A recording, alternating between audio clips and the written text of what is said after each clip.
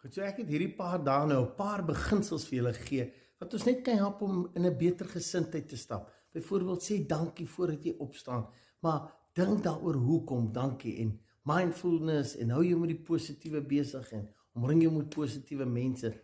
Maar die laaste ding wat ek wil sê is, jy moet geduldig met jouself wees.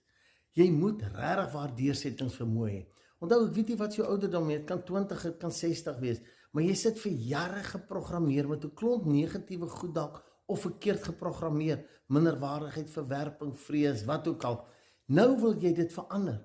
Dis 'n onderbewuste denkpatroon wat jy nie in 'n kitspap verander nie. Dis nie onmiddellik nie.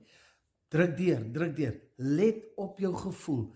Let op dit waarmee jou gedagtes besig hou. Besef, alles wat jy in die nou doen, bepaal wat jy gaan beleef. Soos jy dink, wat jy praat, dit gaan jy kry uit. So, let